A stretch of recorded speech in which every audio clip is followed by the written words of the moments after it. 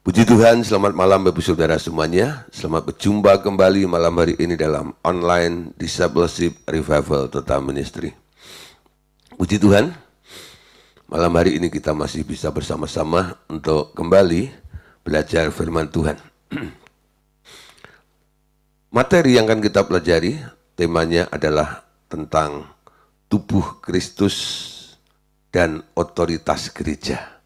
Nah, saudara, setelah kita mengetahui tentang gereja Tuhan Yesus dengan ciri-cirinya, ya, dengan hubungannya antara Kristus dengan jemaatnya, malam hari ini kita akan melanjutkan, ya, bahwa gereja Tuhan Yesus itu tak lain tak bukan adalah yang disebut sebagai tubuh Kristus yang ada di muka bumi ini, ya, yang memiliki hubungan dengan Kristus yang adalah kepala. Betul? Kemarin sudah kita bahas, ya.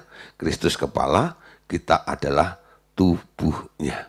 Nah, saudara, bicara tentang tubuh Kristus, ya. Jadi tubuh itu miliknya Kristus. Nah, saudara, siapa itu? Setiap orang yang percaya dan mengaku Tuhan Yesus sebagai Tuhannya, sebagai juru selamat pribadinya, ya, berdasarkan Wahyu 3 ayat 20, ya, dia mengakui Tuhan Yesus sebagai Tuhannya, diakunya sebagai anggota tubuh Kristus di atas muka bumi, dengan Tuhan Yesus yang di surga sebagai kepala. Amin. Nah, saudara, jadi anggota-anggota tubuh Kristus itu siapa sih? Jadi sekarang kita bisa menyimpulkan bahwa yang disebut anggota tubuh Kristus itu adalah setiap orang yang percaya kepada Tuhan Yesus. Betul? Nah, ketika seseorang percaya kepada Tuhan Yesus, dimiliki oleh Tuhan Yesus, dipakai oleh Tuhan Yesus untuk menjadi tubuhnya di muka bumi ini. Nah, setiap tubuh itu beraneka ragam fungsinya. Ada yang sebagai tangan, ada yang sebagai kaki, ada yang sebagai mata, seperti anggota-anggota tubuh Anda, ya. Dulu waktu kecil kita diajarin lagu kepala, pundak, lutut, kaki, lutut, kaki, lutut. Kepala, pundak, lutut, kaki, lutut, kaki, lutut. Daun telinga, ya, bukan daun pintu, ya, daun telinga, mata, hidung, dan pipi. Wah, itu menunjukkan, you know, beragam anggota daripada tubuh itu, dan setiap anggota tubuh itu punya fungsi masing-masing. Mata untuk melihat, hidung untuk mencium, telinga untuk mendengar, tangan untuk mengerjakan sesuatu atau mengambil sesuatu, betul? Mulut untuk bicara, mulut untuk makan, betul? Nah, lidah untuk mengecap. Nah, kaki untuk berjalan supaya kita bisa berpindah dari satu tempat ke tempat yang lain untuk menuju kepada satu tujuan. Nah, saudara, jadi beraneka ragam itu memang sengaja dibuat untuk fungsi melengkapi dari tubuh itu sendiri. Sehingga apa yang tertuang dari ide kepala itu bisa terrealisasi. Karena apa? Di dalam tubuh itu ada fasilitas-fasilitasnya. Jadi kalau kepala ini pengen ngomong, nanti yang nangkep sensornya ini adalah si mulut, ya. Gak mungkin mata ngomong. Nah, ketika kepala ini ingin melihat sesuatu, mata yang menangkap sensornya. Sehingga mata mulai membuka, ya. Lalu mata mulai melihat kiri, kanan, muka, belakang, atas, depan, ya, bawah, dan sebagainya. Ketika kepala pengen mendengar, telinga yang menangkap sensornya. Sehingga telinga mulai pasang antenanya. Mulai mendengar dari suara yang keras bagaikan geledek, sampai yang nyaris tak terdengar sekalipun bisa ditangkap oleh telinga itu. Tuh. Ketika kepala pengen mencicipi sesuatu, ya, mulai nih mulut dan lidah mulai kerjasama di situ. Ketika pengen mencium sesuatu, hidung yang menangkap. Ketika ingin mengerjakan sesuatu, tangan yang mengerjakannya. Dan ketika ingin melangkah untuk menuju ke satu tempat, kaki yang bereaksi, betul? Nah, saudara, indah bukan? Nah, jadi walaupun beragam, memiliki fungsi masing-masing, semuanya dikendalikan oleh kepala. Ya. Yang memiliki tujuan bukan tangan itu sendiri. Yang memiliki tujuan bukan kaki itu sendiri. Yang memiliki tujuan bukan mata itu sendiri. Jangan bilang mata ya mata-mataku. Nah, telinga ya aku telinga. Enggak bisa. Semua itu dipilih, dipanggil ketika mereka merespon undangan Yesus, masuk ke dalam hatinya, lalu percaya kepada Tuhan Yesus. Tuhan Yesus mulai rangkai satu persatu, dikumpulkan dengan berbagai macam perbedaan ini untuk apa? Untuk sebuah tujuan, supaya apa? Apa yang pengen dilakukan Tuhan di muka bumi ini bisa terjadi melalui tubuh Kristusnya. Amin. Nah, 1 Korintus 10 ayat 16 dikatakan begini. Bukan kacauan pengucapan syukur yang atasnya kita ucapkan syukur adalah persekutuan dengan darah Kristus? Bukankah roti yang kita pecah-pecahkan adalah persekutuan dengan tubuh Kristus? Nah, saudara, setiap gereja mereka melakukan sakramen perjamuan kudus. Ada yang sebulan sekali, ada yang tiap minggu, itu nggak jadi masalah. Karena di dalam kisah para rasul itu dikatakan murid-murid itu tiap-tiap hari berkumpul sambil memecahkan roti, ya. Mereka boleh perjamuan kudus kapan saja sebenarnya. Nah, setiap organisasi, ya, sinode itu punya aturan masing-masing. Jadi itu aturannya saja. Ada yang minggu pertama, ada yang minggu kedua, ada yang minggu ketiga, ada yang minggu keempat, tuh. Bahkan ada juga, saudara, gereja yang setiap bertemu, mereka selalu ada sakramen itu.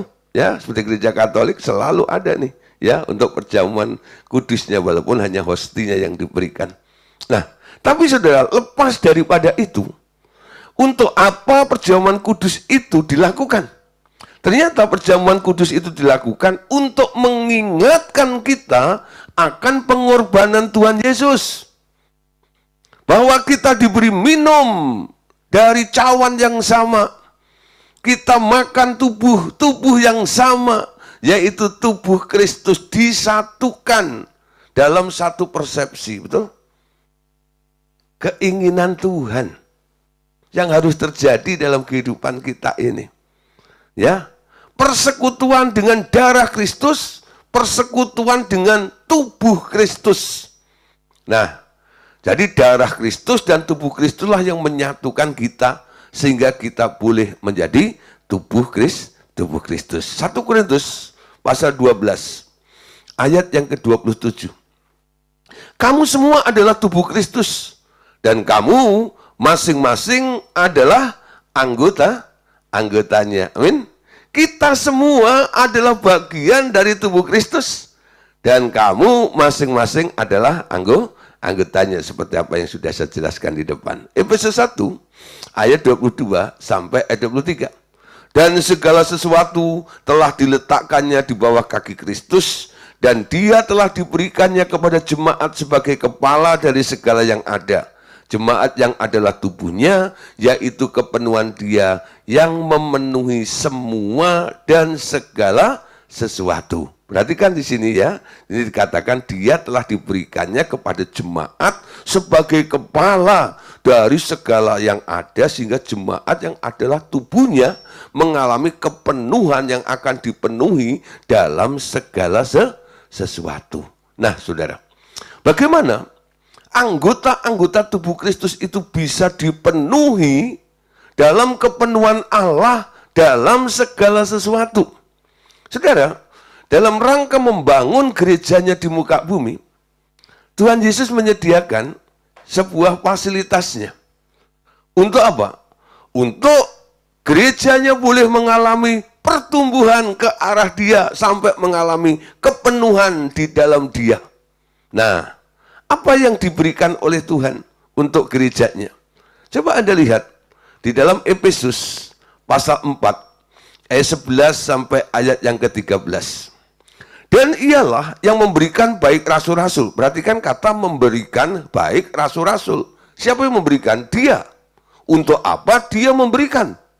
Rasul-rasul maupun nabi-nabi, baik pemberita-pemberita Injil maupun gembala-gembala dan pengajar-pengajar, untuk memperlengkapi orang-orang kudus bagi pekerjaan pelayanan, bagi pembangunan tubuh Kristus, sampai kita semua telah mencapai kesatuan iman dan pengetahuan yang benar tentang anak Allah, kedewasaan penuh dan tingkat pertumbuhan yang sesuai dengan kepenuhan Kristus. Saudara, gereja Tuhan diberi ya oleh Tuhan Yesus 5 jabatan. Jadi 5 jabatan itu bukan karunia, tapi orang-orang yang ditetapkan oleh Allah untuk menjabat, ya, untuk menduduki sebuah pelayanan. Nah, ada 5 jabatan di sini. Dikatakan, dia yang memberikan rasul, dia yang memberikan nabi, dia yang memberikan penginjil, dia yang memberikan gembala, dan dia juga yang memberikan pengajar. Jadi gereja Tuhan ini harusnya muncul 5 jabatan ini. Kalau gereja Tuhan hanya dikelola atau diasuh, dibina oleh gembala tok, apa yang terjadi? Itu jemaatnya nanti akan kolokan. Itu nanti akan terjadi permainan gembala dan domba. Jemaat itu hanya menjadi ya makhluk yang lemah, yang selalu ngembek aja, mbek gitu ya. Nah, nanti gembalanya yang mulai datang, ada apa gitu ya. Nah, lalu nyodorin kepalanya, tolong Pak Pendeta, doain saya. Bukan salah. Itu tugas dari jawatan seorang gembala. Gembala itu harus open, betul? Harus open. Harus kasih makan rumput sampai domba-dombanya atau jemaahnya itu kenyang. Betul? Itu gembala.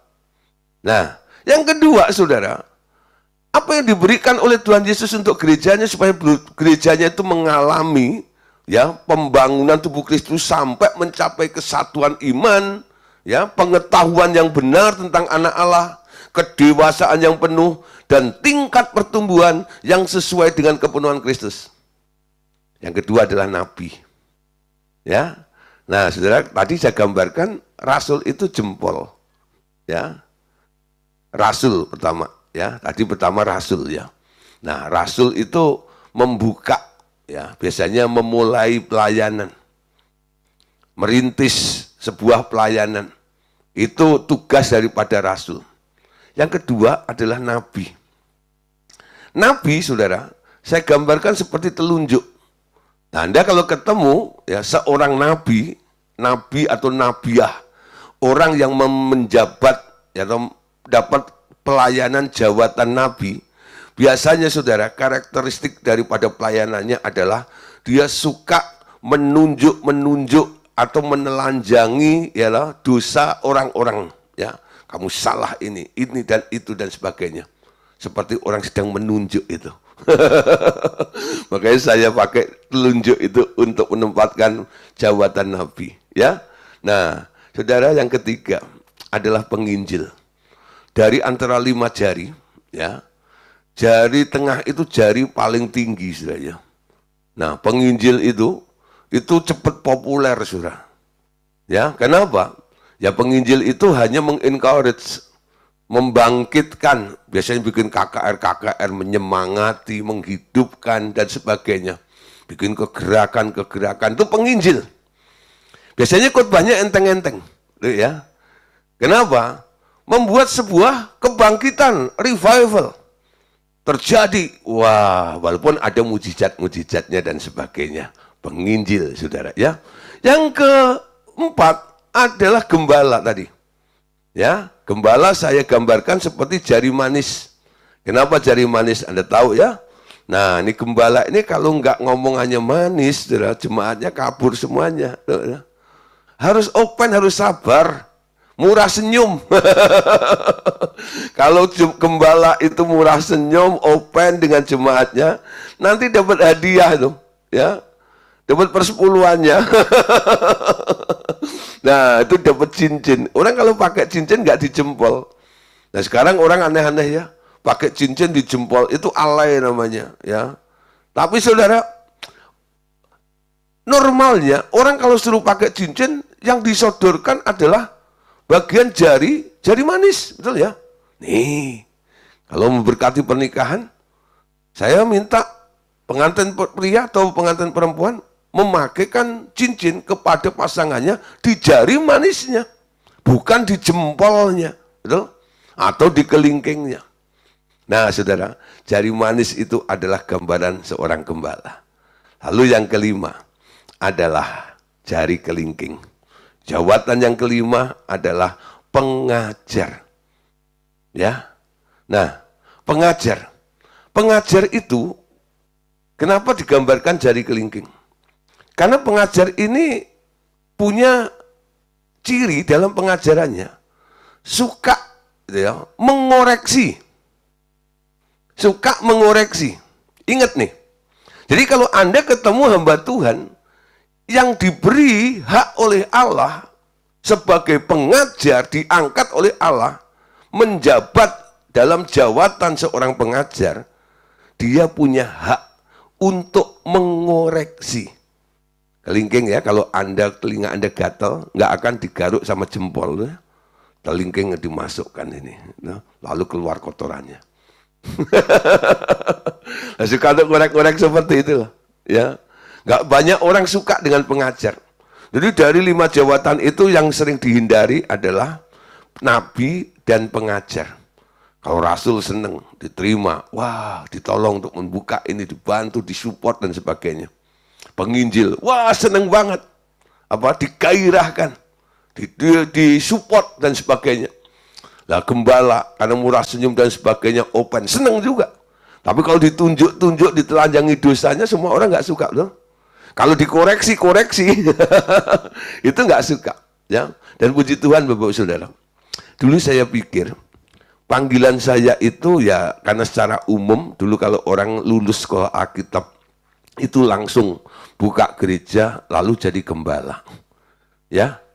Jadi dulu nggak terlalu paham bahwa 5 jawatan, tahu ada 5 jawatan. Tapi setiap membuka pelayanan, pasti ujung-ujungnya saya yang harus menggembalakan di situ. Saya pernah, saudara ya, mencoba untuk menjadi gembala. Tapi akhirnya Tuhan koreksi pelayanan saya. Kamu bukan seorang gembala. Kamu seorang preacher. Kamu seorang pengajar. Ya. Nah, ini jawatannya. Jadi kalau Anda melihat style atau gaya khotbah saya, nanti akan banyak ya koreksi-koreksi kadang-kadang seperti itu. Dan banyak orang kadang-kadang nggak suka loh. Pak Gideon, kenapa menghakimi, menyalahkan, mengoreksi ini dan itu. Nah, setelah saya bilang, Tuhan angkat saya. Tuhan berikan saya tempat sebagai pengajar. Seorang pengajar punya hak untuk mengoreksi, betul? Coba saudara, Anda sekolah, ya dulu waktu sekolah. Gurumu boleh nggak mengkoreksi hasil ujian Anda? Boleh. Boleh nggak menyatakan itu salah atau benar? Boleh. Kenapa? Karena dia punya jabatan sebagai guru, betul? Tapi saudara kalau tukang parkir atau siapalah ya, di luar yang bukan guru, lalu semena-mena mengoreksi hasil ujian Anda nggak bisa terima, bukan? Betul? Nah, untuk mendapatkan kepastiannya, Anda kembali kepada sang guru tadi. Ketika guru memberikan penilaian, orang baru puas. Kenapa? Kata guru. Kata pengajar seperti itu. Nah, Bapak Saudara, dari 5 jawatan itu, diberikan oleh Allah kepada gerejanya untuk melengkapi. Jadi kalau nggak ada 5, artinya nggak lengkap, betul? Sesuai dengan tugasnya masing-masing. Tugas rasul, tugas nabi, tugas penginjil, tugasnya gembala, dan tugasnya pengajar itu. Harusnya saudara, itu harus muncul dalam setiap jemaat. Supaya apa? Jemaat yang adalah anggota tubuh Kristus itu boleh mengalami sebuah pertumbuhan sampai mencapai kesatuan iman. Sampai mengalami pengetahuan yang benar tentang anak Allah. Dan terus mengalami kedewasaan penuh dan tingkat pertumbuhan yang sesuai dengan kepenuhan Kristus. Amin. Nah, saya yakin yang hadir, yang dengar firman Tuhan hari ini, kita dari gereja yang berbeda-beda, bukan? Tapi Anda bisa berkumpul, ikut dalam acara discipleship, revival, total ministry, dan Anda ingin mendengarkan pengajaran yang kadang-kadang pengajarannya mengkoreksi, betul? Menyatakan. Karena apa? Di sini Anda ketemu dengan seorang pengajar. Di gereja Anda ketemu dengan seorang gembala. Amin. Nah, mungkin Anda ketemu nabi, ketemu penginjil, ataupun rasul, ya silahkan. Itu napan Tuhan akan mempertemukan Anda dengan mereka.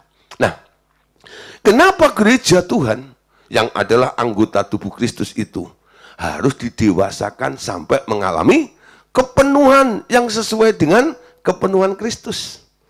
Karena gereja itu nantinya akan diutus.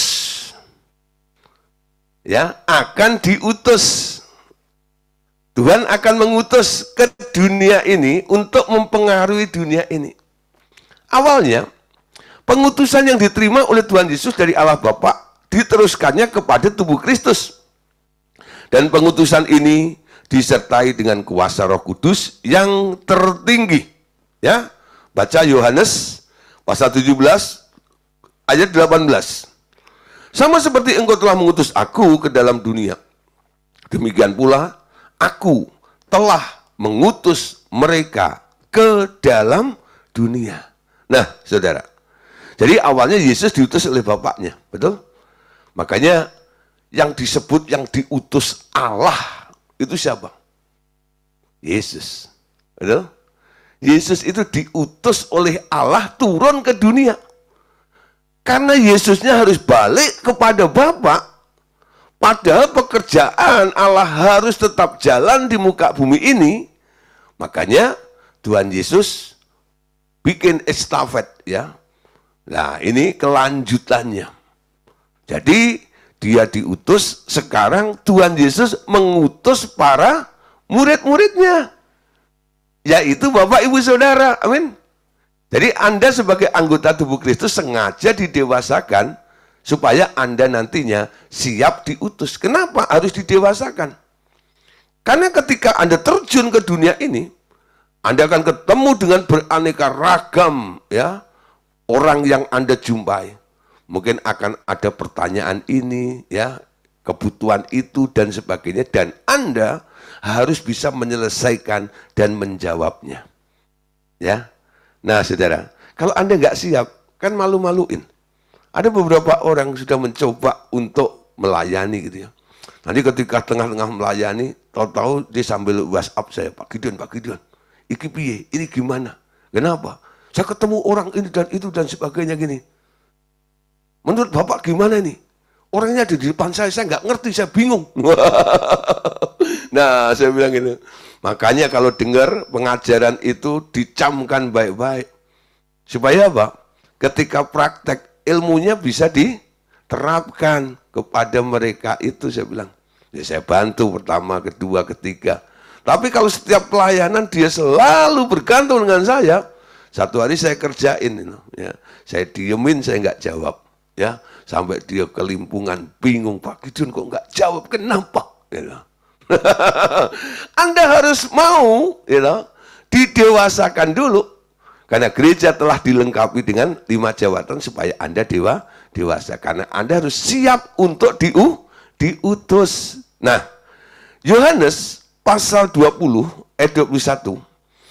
Perhatikan di sini. Maka kata Yesus sekali lagi, damai sejahtera bagi kamu, sama seperti Bapa mengutus aku, demikian juga sekarang aku mengutus kamu. Saudara, kalau kita melihat pasal 20 ini mendekati Yesus sudah mau diangkat ke surga, betul? Yesus sudah bilang, sebentar lagi aku tidak akan bersama-sama dengan kamu. Aku pergi kepada Bapa. Nah, kalian harus siap untuk diutus. Yesus mulai melakukan pengutusan. Matius 28, perhatikan ayat 18 sampai 20. Yesus mendekati mereka dan berkata, kepadaku telah diberikan segala kuasa di surga dan di bumi. Karena itu, pergilah, jadikanlah semua bangsa muridku, dan baptislah mereka dalam nama Bapa dan Anak dan Roh Kudus, dan ajarlah mereka melakukan segala sesuatu yang telah kuperintahkan kepadamu, dan ketahuilah aku menyertai kamu sampai senantiasa, sampai kepada akhir zaman. Nah, saudara, ada pengutusan yang diberi perlengkapan oleh Tuhan. Aku menyertai kamu sampai akhir zaman. Nah, saudara, segala kuasa diberikan kepada siapa? Kepada mereka yang diutus. Hari ini, saya juga mulai berpikir seperti Yesus. Betul? Ketika saya berjumpa dengan Yesus, Yesus mulai mengutus saya. Sampai akhirnya saya menjadi seorang hamba Tuhan. Menjadi seorang pengajar seperti ini. Ini karena diutus oleh Tuhan. Tuhan yang suruh. Nah, ketika saya mulai mengajar, dan mulai banyak murid-murid yang mulai belajar seperti ini. Nah, saudara,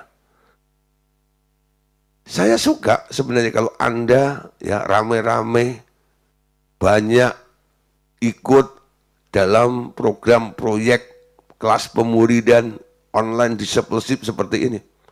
Tapi sebenarnya saya lebih suka, saudara, kalau Anda habis dengar, lalu Anda mulai pergi, mulai mempraktekkan apa yang Anda pelajari, menjangkau mereka. Pengutusan terjadi. Berapa kali saya melatih beberapa murid. Ya, dulu ketika sebelum COVID, saya sering keliling ke daerah-daerah. Saya ajak beberapa orang. Kadang-kadang sampai 4 mobil, ya, pernah 7 mobil, ya, itu rame-rame. Nah, terus kami bikin acara seminar hamba Tuhan, KKR, lalu hari Minggunya itu ada beberapa gereja yang pendetanya kenal dengan saya, lalu bilang, Pak, itu tim boleh ya dikirim ke gereja kami supaya boleh melayani pada hari Minggu. Oke. Akhirnya kami persiapkan beberapa orang yang saya lihat sudah matang, sudah bisa khotbah, sudah bisa melayani untuk melayani di berbagai gereja itu. Kira-kira ada 17 atau 18 gereja. Ya. Nah, saudara, jadi hari Jumat itu ya, saya bikin seminar hamba Tuhan. Lalu sorenya kami bikin acara KKR-nya. Saya yang melayani. Ya, seminar hamba Tuhan dan KKR-nya. Lalu hari Sabtu ya kita refreshing ke pantai. Nah, terus malam udah pulang, persiapan untuk besok pagi kita doa dan sebagainya. Nah, saudara, Minggu saya lepas. Hari Minggu itu saya tidak melayani, saya jadi sopir mereka. Saya hantar mereka ke tempat-tempat seperti itu. Ya, ada beberapa mobil, ya, ada jemaat yang juga membantu mengarahkan sampai kepada lokasi mereka itu. Nah, saudara, saya mulai ya kasih kepercayaan mereka untuk melayani. Nah, setelah itu, ya, saya telepon beberapa pendeta yang dilayani. Gimana tadi tim saya? Ya, nah mereka melaporkan, oh Pak, puji Tuhan, bagus. Ya, ada yang laporannya ya sedikit, bilang, tapi kok khotbahnya nggak lama ya, cuma 20 menit udah selesai, kayaknya kurang bahan gitu. Ya nggak apa-apa lah, namanya belajar. Saya bilang, sorry ya, mereka masih belajar. Oke, nggak apa-apa, harap maklum. Tapi ada juga bilang, Pak, itu nggak selesai-selesai sampai 2 jam lebih, Pak. Apinya kebablasan. Nah, habis itu saya evaluasi. Ya, nah, apa yang telah mereka lakukan. Tahu nggak apa yang Anda pernah lakukan? Ya, Anda telah menjadi berkat bagi mereka. Ada plus minusnya. Nah, yang kurang ditambahin, yang kelebihan tadi itu, ya dikurangin lah, gitu loh. Nah, mulai saya didik, saya ajar seperti itu. Pengutusan terjadi, betul? Nah, jadi sebenarnya dalam pelayanan, itu kita nggak bisa selonong boy. Harus ada yang mengutus. Betul? Paling tidak harus ada yang mengundang. Betul ya? Ada yang mempercayakan Anda. Nah, dari sini kita percaya. Orang yang mengundang itu digerakkan oleh Tuhan. Tuhan yang menyuruh orang itu untuk mengundang Anda. Atau kelompok itu atau leaders Anda itu yang diberi otoritas oleh Allah untuk mengutus Anda juga. Sama seperti aku diutus oleh Bapa, sekarang aku mengutus kamu ke seluruh dunia itu. Amin. Nah, tadi dikatakan, segala kuasa telah diberikan kepadaku. Sekarang aku berikan kepadamu. Apa yang dimaksud kuasa yang diberikan oleh Tuhan kepada tubuh Kristus itu? Itu yang disebut kunci, saudara. Ya, kunci-kunci. Otoritas atas suatu daerah sering digambarkan dengan sebuah kunci kepada orang percaya, diberikan kunci-kunci kerajaan surga atau alam roh. Jadi ketika pengutusan itu terjadi, gereja Tuhan mulai diutus ke muka bumi ini, kuncinya diberikan kepada Anda. Jadi sekarang kuncinya bukan di tangan Tuhan, amin. Ketika engkau menghadapi orang sakit, kuncinya bukan di tangan Tuhan lagi. Kuncinya di tangan Anda untuk membuka dan menutupnya, itu tergantung Anda. Amin. Nah, kapan waktunya dan bagaimana Anda harus tunduk kepada caranya Allah. Amin. Kenapa? Ketika Anda diutus, Tuhan akan memberikan arahan kepada Anda. Nangkep ya? Memberikan arahan kepada Anda. Tapi yang melakukannya, yang bilang jadilah sembuh. Siapa yang ngomong itu? Bukan Tuhan. Yang ngomong adalah gereja Tuhan. Bapak, ibu, saudara, amin. Anda tumpang tangan kepada orang sakit itu. Lalu mulut Anda berkata, jadilah sembuh. Itu artinya Anda menggunakan kunci. Untuk apa? Membuka pintu kesembuhan bagi orang yang sakit itu. Amin. Nangkep ya? Jadi kuncinya ada di tangan Anda. Karena kunci itu telah diberikan kepada kita semuanya. Matius pasal 16 ayat 18 sampai 19. Dan aku pun berkata kepadamu, engkau adalah Petrus, dan di atas batu karang ini aku akan mendirikan jemaatku, dan alam maut tidak akan menguasainya. Kepadamu akan kuberikan kunci kerajaan surga. Apa yang kau ikat di dunia ini akan terikat di surga, dan apa yang kau lepaskan di dunia ini akan terlepas di surga. Kuncinya diberikan kepada Anda. Kalau dalam bahasa Indonesianya dikatakan hanya kunci. Tapi kalau Anda lihat di versi bahasa Inggrisnya, di situ dipakai kata case, jamak. Kunci-kunci kerajaan surga. Jadi di surga itu banyak ruangan. Betul ya? Kunci kesembuhan, kunci mujizat, betul? Dan lain sebagainya. Sekarang kuncinya ada di tangan Anda. Bukan di tangan Tuhan lagi. Karena kuncinya telah diberikan kepada Anda. Amin. Camkan baik-baik.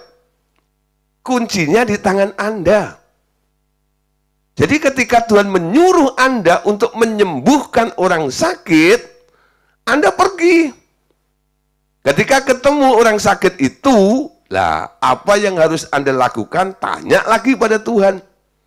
Tuhan, bagaimana? Ada apa? Kenapa? Nanti Tuhan akan memberikan instruksi arahan kepada Anda sehingga Anda bisa melakukan tepat seperti apa yang diinginkan oleh Tuhan. Nah, setelah Anda ngerti maksudnya Tuhan, waktunya Tuhan, lalu Anda mulai mengerjakannya. Anda mulai masukkan kunci, putar kunci itu. Jadilah sembuh dalam nama Yesus. Sembuh nggak? Sembuh. Kenapa sembuh? Karena Anda punya kuncinya. Anda punya kunci pintu rumah Anda. Lalu Anda masukkan ke lubang kunci. Anda putar itu, klak, klak. Anda buka handle-nya, kebuka enggak? Buka. Kenapa? Karena Anda punya kuncinya, betul? Pegang kuncinya. Sekarang mulai katakan, saya pegang kuncinya. Bukan satu kunci, tapi kunci-kunci kerajaan surga. Sehingga apa yang aku lepaskan di bumi ini akan terlepas di surga. Dan apa yang aku ikat di bumi ini akan terlepas di surga juga. Amin. Nah, dari bumi ini directnya. Nanti di alam roh ada yang bekerja. Yang bekerja itu siapa? Bukan kuat dan gagah kita, tapi roh Tuhan yang akan bekerja. Amin. Terjadi kolaborasi yang luar biasa. Yang berkuasa bukan Anda. Yang berkuasa tetap Tuhan. Amin. Tangkap baik-baik. Banyak hamba Tuhan jadi sombong. Merasa dirinya hebat, merasa dirinya berkuasa. Enggak. Yang berkuasa tetap Tuhan. Amin. Anda hanya menjalankan otoritas yang diberikan oleh Allah di atas muka bumi ini. Ini bedanya. Sehingga nggak ada yang bisa kita banggakan, nggak ada yang bisa kita sombongkan. Betul? Saya selalu bilang, kamu jangan melihat saya kayak dukun. Saya dan kamu itu sama. Bedanya, saya lebih dulu mengenal Tuhan. Dan Tuhan mempercayakan saya sebuah kunci. Betul? Tapi semuanya itu karena Tuhan. Anggap ya. Bukan karena Anda. Itu bedanya. Nah, orang-orang karismatik kadang-kadang kebablasan. Oh, dia nyembah Tuhan, hadirat Allah begitu kuat, dia merasa tangannya greng. Ya, wow, gitu ya. Mulai berpikir, nah, siapa yang tak tabok ya? Tangan ini harus ditumpangkan kemana dan sebagainya. Enggak, tanpa nanya Tuhan. Seolah-olah kalau sudah terima kuasa gitu, segala sesuatunya tergantung dia penuhnya. Enggak. Kita harus berkolaborasi. Kita tetap ada di dalam jalur dan tracknya Tuhan. Sehingga datanglah kerajaanmu, jadilah kehendakmu di bumi seperti di surga. Amin. Nah, saudara. Tapi ada orang-orang yang sebenarnya dia tahu tentang kunci.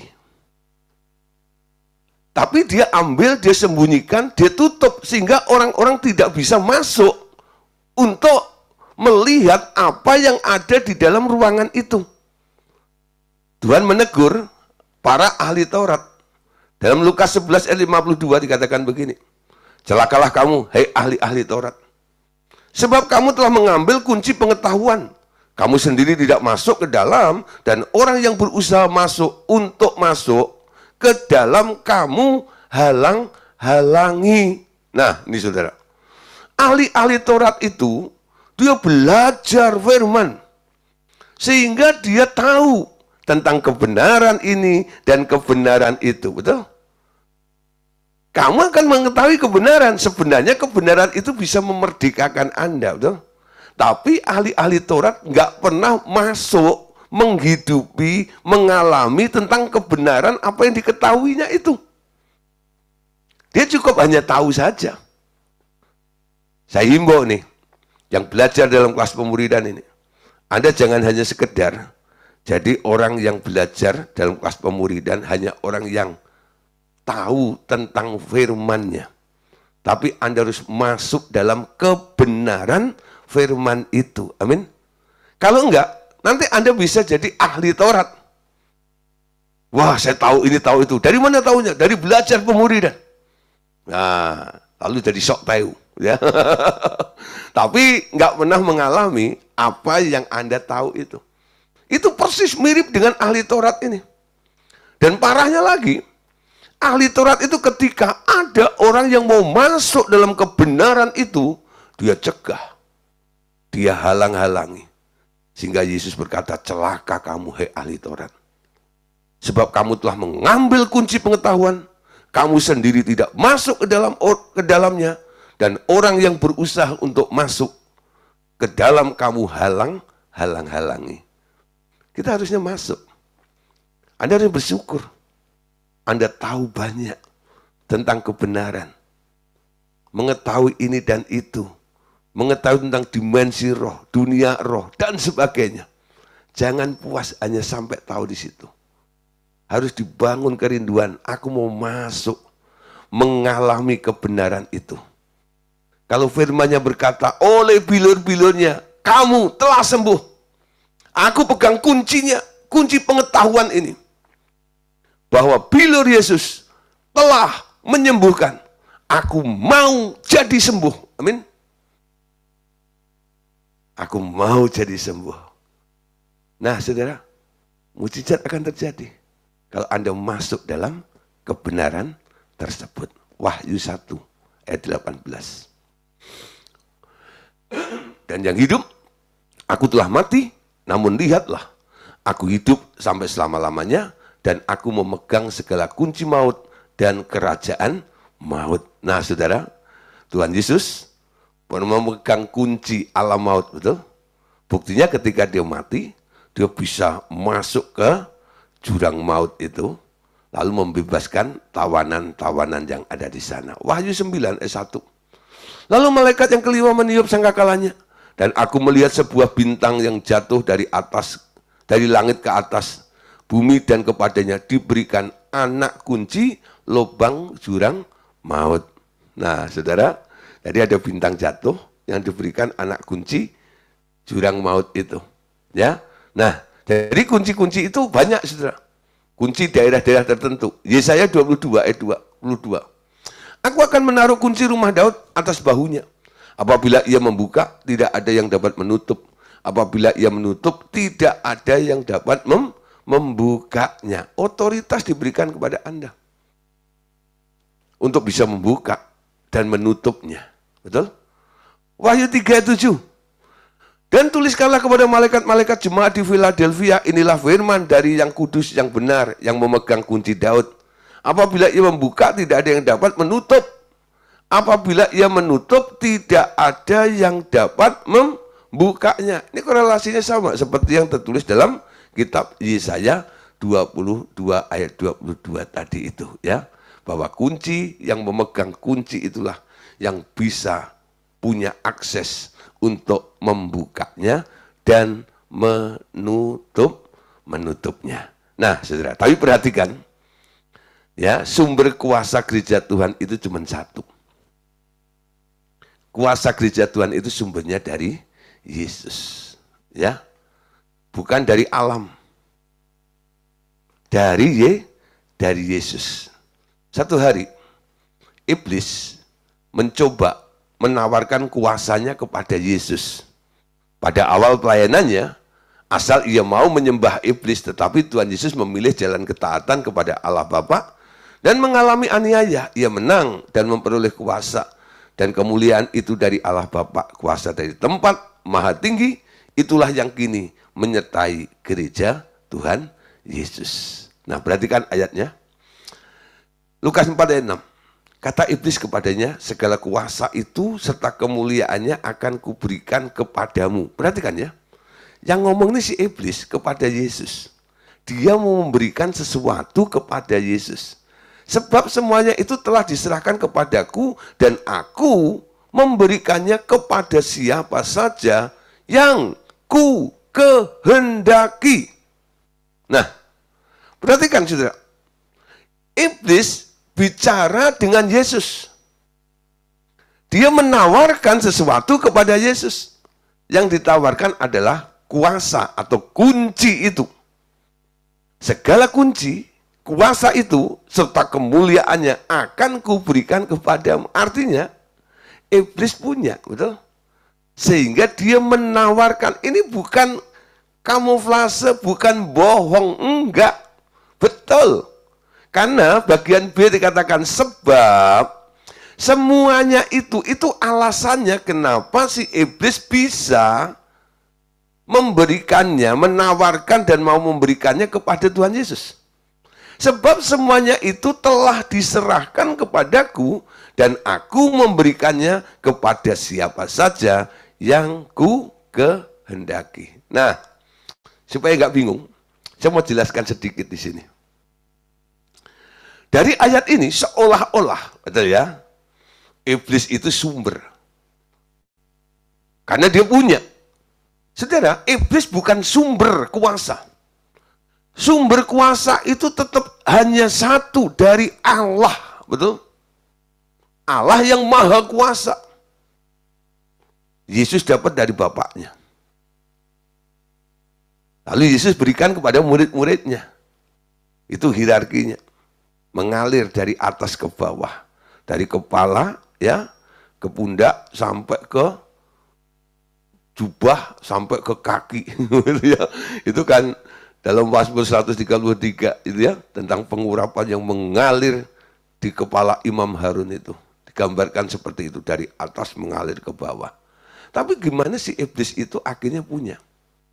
Ya, memang ada dua hal ya untuk menjelaskan ini. Yang pertama, iblis dulu sebelum jadi iblis dia adalah malaikat. Ya, malaikat. Dia pernah ngalami kebersamaan dengan Tuhan. Bahkan yang namanya Lucifer itu dulu adalah kerub yang spesial. Yang duduk dekat dengan tahta Allah Bapa. Untuk memimpin seluruh makhluk bisa memuji dan menyembah yang maha tinggi itu.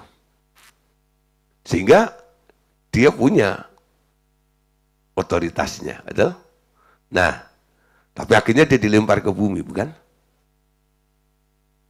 Bolehlah dikatakan mungkin otoritasnya diambil. Tapi pengalamannya masih ada. Amin. Nah, yang kedua, saudara. Kalau alasannya tadi dikatakan.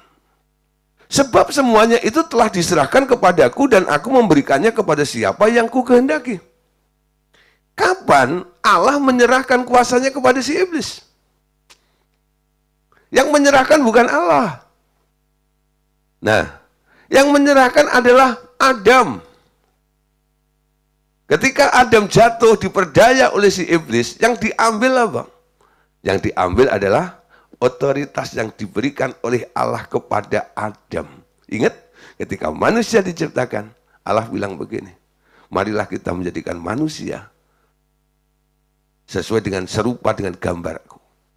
Dijadikan laki-laki dan perempuan, supaya manusia itu berkuasa, betul? Diberi kunci, diberi otoritas ketika ditaruh di muka bumi. Kuasailah, betul? Kuncinya ada pada kamu. Diberi kunci. Ditipu sama si iblis. Direbut kuncinya. Nah, ya terpaksa karena kalah. Diberikan kepada si iblis itu. Sebenarnya ya kalau dibilang diberikan ya kurang tepat. Dirampok gitu. Didapat dari si Adam itu. Nah, itu yang dikembangkan oleh si iblis. Iblis mulai tawarkan kepada siapa saja yang mau menyembah dia, diberi kuasa itu. Enggak heran ya. Kalau orang menyembah iblis, dia bisa powerful. Bisa. Kenapa? Dia rebut kuasa yang pernah ada pada Adam itu. Sekarang ada di tangan iblis. Itu yang ditawarkan juga oleh si iblis kepada Yesus pada waktu itu. Karena iblis tahu, ini yang sebenarnya yang sedang mau dikerjakan oleh Yesus. Untuk mengembalikan otoritas atas manusia kembali. Lalu si iblis bilang, gak usah repot-repot. Kalau manusia pengen berkuasa lagi, sembah aku, semua akan beres. Tapi Yesus tidak ambil jalan pintas. Dia lebih mengambil jalan penderitaan, aniaya. Naik ke atas kayu salib, mati di sana, membayar tuntutan daripada si iblis. Dan sekarang gereja Tuhan bersyukur. Kuasa itu sekarang sudah ada di tangan Tuhan. Dan apa yang ada di tangan Tuhan ini sekarang dipercayakan kepada gereja Tuhan. Amin. Matius pasal 28, 18 sampai 20. Yesus mendekati mereka dan berkata, "Kepadaku telah diberikan segala kuasa di surga dan di bumi. Karena itu pergilah. Jadikanlah semua bangsa muridku, dan baptislah mereka dalam nama Bapa dan Anak dan Roh Kudus, dan ajarlah mereka melakukan segala sesuatu yang telah kuperintahkan kepadamu. Dan ketahuilah aku menyertai kamu senantiasa sampai kepada akhir zaman." Wow, keren. Amin. Nah, kuasa itu untuk apa? Kuasa untuk mengikat dan melepaskan. Nah, ini saya gambarkan ya, orang pakai dasi mengikat dan melepaskan. Ya, kuasa yang diberikan kepada gereja Tuhan Yesus adalah kuasa tertinggi di bumi yang sanggup mengikat dan melepaskan perkara-perkara di alam roh. Ya, nah saya sering cerita bagaimana pengalaman dalam pelayanan. Kalau melayani orang, kita harus bisa melihat dimensi roh orang itu. Sehingga kita bekerjanya bukan di alam materi, tapi bekerjanya di alam roh. Bukan berarti Anda pindah ke alam roh, enggak. Anda tetap ada di bumi, tapi Anda memerintahkan sesuatu yang ada di alam roh itu untuk berubah. Itu jauh lebih efisien, jauh lebih praktis, jauh lebih cepat. Karena apa? Semua yang sudah berubah jadi materi, itu bandelnya luar biasa. Sudah membaku, betul? Sudah beku istilahnya. Nah, kalau Anda mengerjakan sesuatu yang sudah beku, betul ya? Itu kan keras, betul ya? Sulit. Tapi kalau Anda mengerjakan sesuatu yang belum beku, ya, itu lebih mudah, betul? Nah, yang nggak beku itu yang di luar materi. Yang belum membaku jadi materi itu ada di alam roh. Tuhan Yesus bilang roh itu penurut, daging atau materi itu lemah. Semua yang ada di alam roh itu adalah roh, betul? Dan rohnya macam-macam. Segala jenis dan aneka roh yang ada di alam roh itu kalau Anda omongin akan nurut, betul? Asal yang ngomong punya kuasa untuk mengikat dan melepaskan. Kuasa itu Anda pegang. Matius 18, 19. Aku berkata kepadamu, sesungguhnya apa yang kau ikat di dunia ini, jadi mengikatnya dari dunia ya, terikat di alam roh atau di surga. Dan apa yang kamu lepaskan di dunia ini akan terlepas di surga atau di alam roh. Dan lagi, aku berkata kepadamu, jika dua orang daripadamu di dunia ini sepakat meminta apapun juga, permintaan mereka itu akan dikabulkan oleh Bapakku yang di surga. Di backup oleh Dia. Amin. Melepaskan dan mengikat. Mengikat dan melepaskan. Nah, saudara, Paulus dalam pelayanan di muka bumi, dia mengaku begini. Ini kesaksian Paulus ya. Dari 2 Korintus 10, ayat 3 sampai 6. Perhatikan. Memang kami masih hidup di dunia. Tetapi kami tidak berjuang secara duniawi. Ini kan aneh, betul ya? Karena senjata kami dalam perjuangan bukanlah senjata duniawi. Lah senjata apa? Melainkan senjata yang diperlengkapi dengan kuasa Allah, pegang kunci yang sanggup untuk meruntuhkan benteng-benteng. Kami mematahkan setiap siasat orang dan merubuhkan setiap kubu yang dibangun oleh keangkuhan manusia untuk menentang pengenalan akan Allah. Kami menawan segala pikiran dan menaklukkannya kepada Kristus. Dan kami siap sedia juga untuk menghukum setiap kedurhakaan bila ketaatan kamu telah menjadi sempurna. Anda lihat pengalaman dari seorang rasul namanya Paulus. Memang kami masih hidup di dunia ini.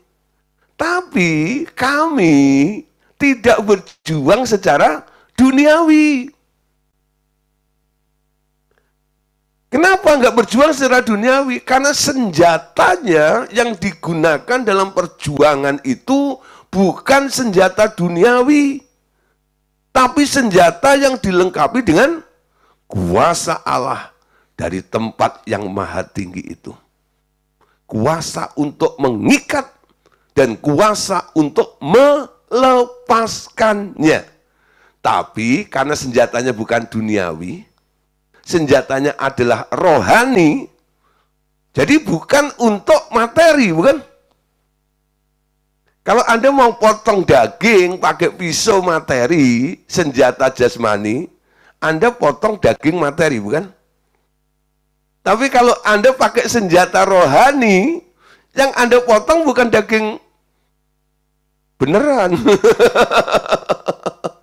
Kenapa? Senjatanya roh. Amin. Yang disasar, yang ditarget, harusnya juga jenis roh juga. Nah, sedikit bingung kan? Ya sudah bingung.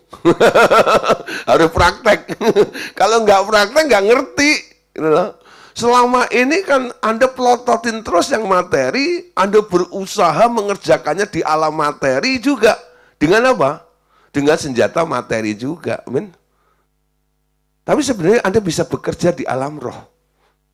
Prinsipnya adalah orang yang kerja di alam roh itu Anda harus mengenal dulu bahwa alam roh itu lebih real daripada alam materi. Semua yang ada di alam materi itu adalah gambar dan bayangan dari apa yang ada di alam roh. Jadi kalau Anda bisa mengubah aslinya, gambarnya akan ikut berubah. Amin. Kalau Anda mengubah gambarnya, ngubah gambar atau bayangan itu susah tahu. Coba nanti ya selesai acara ini, Pak Yuel itu praktek. Menghadap cermin. Nah, di dalam cermin itu ada bayangan, ada gambar, betul? Coba nanti bilang sama istrinya atau anaknya, tolong, pindah itu gambar saya yang ada di dalam lemari itu. Mereka berupaya, ditiup-tiup, ditarik-tarik. Bergeser enggak? Bergeser enggak Pak Yuel? Enggak bergeser, kenapa? Susah Pak. Lalu idenya apa? Gini aja Pak, supaya gambar itu bisa bergeser ke kanan atau ke kiri. Sekarang Papa, ya geserlah ke kiri atau ke kanan. Nanti gambarnya akan ikut bergeser, amin. Mengubah gambar itu sulit.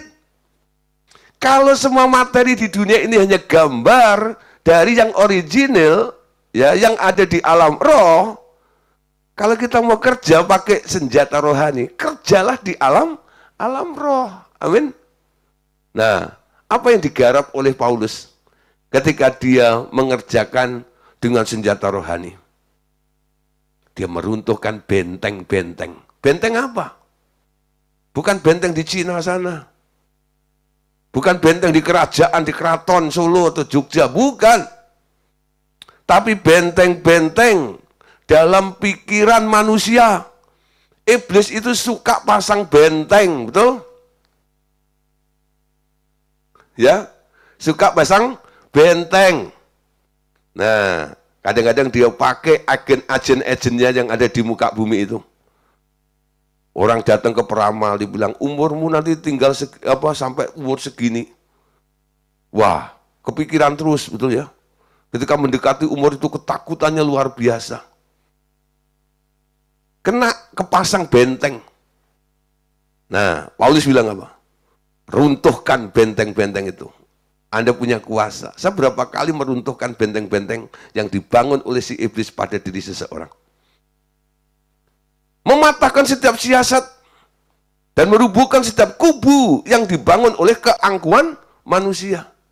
Kadang-kadang kita menghadapi orang yang sombongnya ngepol. Angkuhnya luar biasa. Menghadapi orang seperti itu bagaimana cara mengalahkan mereka? Anda akan adu frontal sama mereka. Anda akan babak belur, bukan? Kadang-kadang mereka itu merasa sombong gini karena punya backup. Tapi Anda bisa meruntuhkan kubu-kubu yang dibangun oleh keangkuhan manusia itu dengan apa? Adu kuasa, betul? Adu kuasa. Saya pernah adu kuasa dengan seorang suhu. Rebutan pasien ceritanya. Menang, saudara. Adu ulet. Habis pelayanan saya doa. Terus kalau rebut. Karena apa? Ada seorang ya pengusaha, dia bangkrut. Dia datang ke suhu itu. Bukannya ditolong. Ketika dia tahu istrinya pengusaha itu cantik, istrinya malah dipelet sama suhu itu, kintil-kintil sama suhu itu. Suaminya bingung. Nah, akhirnya cari pertolongan sana sini, doain, direferensi sama teman saya untuk ketemu saya. Nah, saya punya PR. Oke, kita sepakat ya, bahwa kita bisa mengalahkan dan merebut itu kembali. Kurang lebih ya 1,5 bulan kalau salah. Itu kubu rontok. Istrinya balik, sadar, insaf. Sampai hari ini saya masih baik sama keluarga ini. Dan banyak orang nggak tahu masalah itu. Karena saya nggak pernah cerita. Ya, saya jangan cerita, tapi nggak sebut namanya. Tapi menang, saudara. Anda bisa mengalahkan seperti itu. Jadi kalau Anda lihat keluarga Anda dipelet sampai melet-melet itu. Ya, Anda bisa menang. Ya, santet, pelet, jengges, apa nah gue. Nah, jengges itu apa? Ya, jengges itu ilmunya orang Ponorogo. Wah, opo-opo, guna-guna. Wah, itu kubu-kubu yang dibangun oleh si iblis. Anda bisa kalahkan. Saya nggak punya waktu untuk cerita lebih jauh. Ya, Filipus diutus oleh Allah.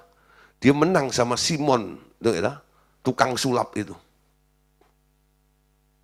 Tukang sihir itu. Dia menang. Kenapa? Dia dilengkapi dengan kuasa itu. Amin. Nah, kami mematahkan setiap siasat orang dan merubuhkan setiap kubu yang dibangun oleh keangkuhan manusia untuk menentang pengenalan akan Allah. Kami menawan segala pikiran dan menaklukkannya kepada Kristus. Ada orang-orang tersesat. Bagaimana Anda mengembalikan untuk dia balik kepada Allah? Anda kerjakan dengan kuasa rohani itu tadi. Amin. Nah, saudara. Jadi pakailah ya itu semuanya. Ada contoh dalam Kisah 13 ayat 8-11. Tetapi Elimas, demikianlah namanya dalam bahasa Yunani, tukang sihir, menghalang-halangi mereka dan berusaha membelokkan gubernur dari imannya. Tetapi Saulus, juga disebut Paulus, yang penuh dengan roh, menatap dia dan berkata, "Hai anak iblis, engkau penuh dengan rupa-rupa tipu muslihat dan kejahatan. Engkau musuh segala kebenaran. Tidakkah engkau akan berhenti membelokkan jalan Tuhan yang lurus itu? Sekarang lihatlah, tangan Tuhan datang menimpa engkau dan engkau menjadi buta. Beberapa hari lamanya engkau tidak dapat melihat matahari." Dan seketika itu juga orang itu merasa diliputi kabut dan gelap, dan sambil meraba-raba ia harus mencari orang untuk menuntun dia. Nah, saudara, Anda perhatikan ini. Peperangan rohani, betul? Dengan senjata rohani. Menang tuh, saudara. Tukang sihir, ahli tenung, dibutakan oleh Paulus pada waktu itu. Nah, berikutnya, saudara. Selain mengikat dan melepaskan, karena senjatanya diberi kepada Anda. Anda juga diberi kuasa untuk mengampuni dosa. Nah, kuasa untuk mengampuni dosa yang semula hanya haknya Allah sendiri, kini diberikan kepada orang percaya bersama-sama dengan pemberian Roh Kudus. Lukas 5 ayat 21. Tetapi ahli-ahli Taurat dan orang-orang Farisi berpikir dalam hatinya, siapakah orang yang menghujat Allah ini? Siapa yang dapat mengampuni dosa selain daripada Allah sendiri? Nah, saudara, apa yang dilakukan oleh Tuhan Yesus ini mengusik hati para ahli Taurat. Ketika Yesus bilang, dosamu diampuni. Ya. Lalu dibilang ini menghujat Allah nih. Yang hanya boleh mengampuni Allah, mengampuni itu hanya Allah saja. Ini manusia kok suka mengampuni gimana sih? Nah, ayat 24. Tetapi supaya kamu tahu bahwa di dunia ini anak manusia berkuasa mengampuni dosa. Berkatalah ia kepada orang lumpuh itu, kepadamu, kepadamu kukatakan, bangunlah, angkatlah tempat tidurmu, dan pulanglah ke rumahmu. Sebelum dia menyembuhkan si lumpuh ini, dia apa yang dilakukan? Dia ampuni dosanya itu lagi. Nah saudara, sekarang kita diberi kuasa. Kuasa yang sama diberikan oleh Bapa kepada Yesus. Yesus sekarang berikan juga kepada Anda. Amin. Nah, Yohanes 20 ayat 22 sampai 23. Dan sudah berkata demikian, ia menggembusi mereka dan berkata, terimalah Roh Kudus. Jikalau kamu mengampuni dosa orang, dosanya diampuni. Dan jikalau kamu menyatakan dosa orang itu tetap ada, dosanya tetap ada. Perhatikan saudara. Sebelum bagian B, Anda harus kaitkan dulu juga dengan bagian A-nya. Bagian B katakan, jikalau kamu mengampuni dosa orang, dosanya akan diampuni. Dan jikalau kamu menyatakan dosa orang, orang ini tetap ada dosanya. Ya. Nah, sesudah berkata demikian, ia menggembusi mereka dan berkata, terimalah Roh Kudus. Itu alasannya. Kenapa Anda punya otoritas, punya kunci, ya, bahkan punya hak untuk menyatakan dosa orang itu masih ada atau tidak. Karena Anda menerima Roh Kudus di dalam diri Anda. Betul? Orang yang nggak ada Roh Kudusnya, nggak punya hak. Nah, penting ya. Karena ada Roh Kudus. Kedua, karena status Anda sebagai anak Allah disetarakan dengan Allah itu. Sekarang segala sesuatu bukan tergantung Allah, tergantung Anda.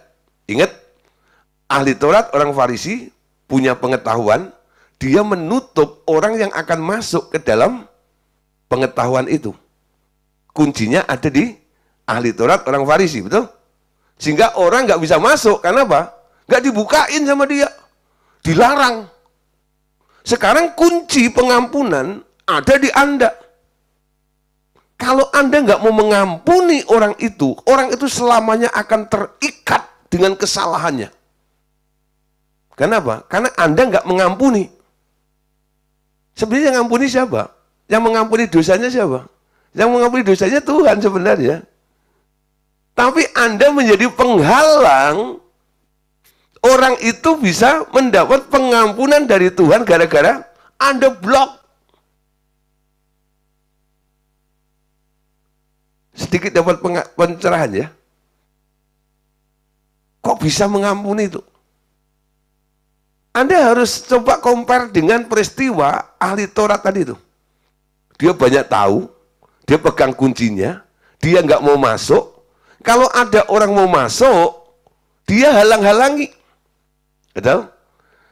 Ada namanya pintu anugerah.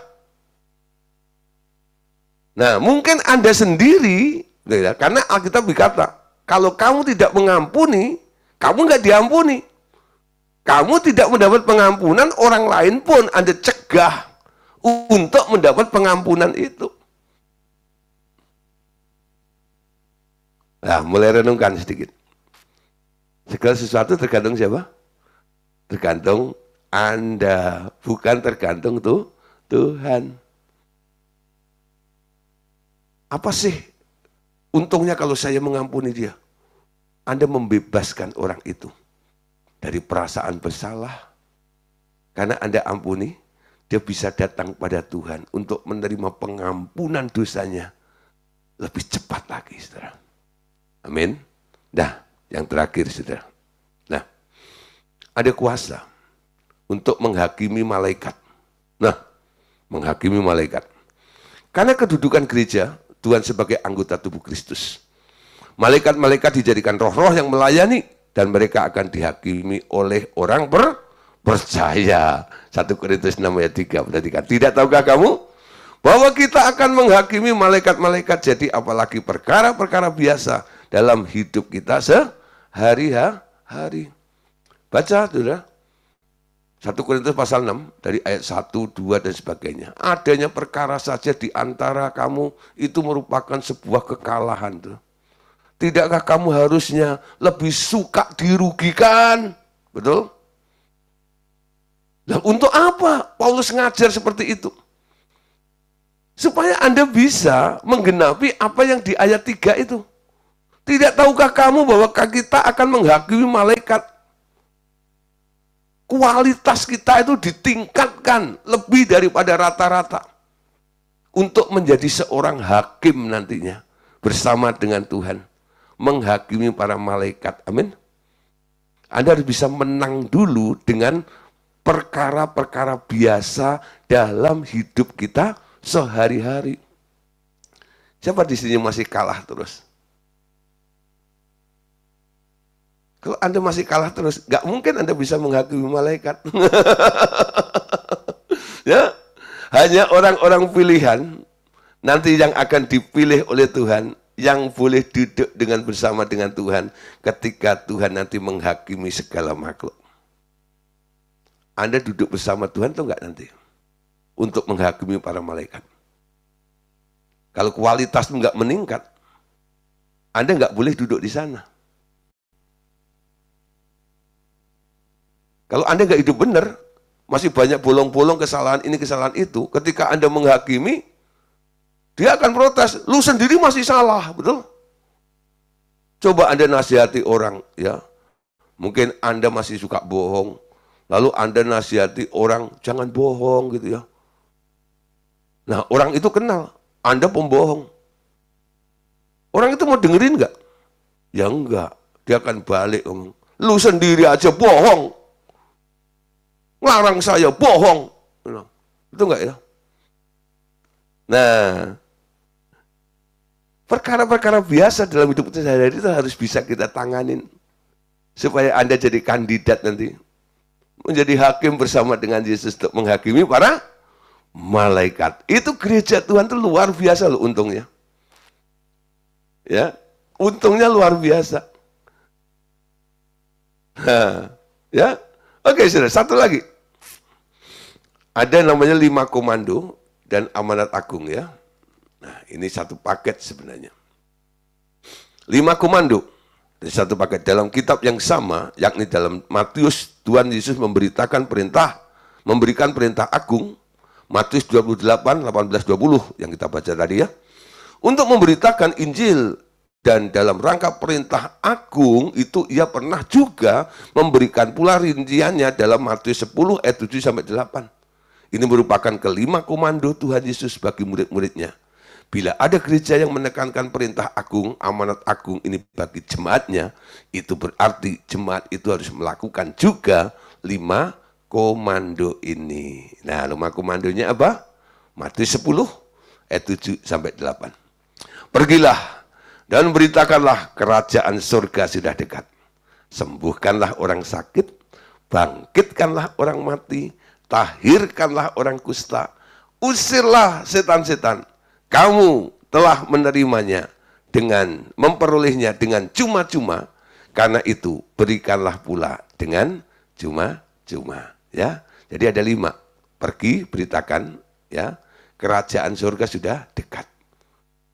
Sembuhkan orang sakit, bangkitkan orang mati, tahirkanlah orang kusta, dan usirlah setan-setan.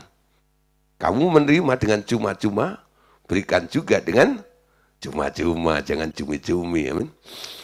Nah, cuma dapat grace anugerah.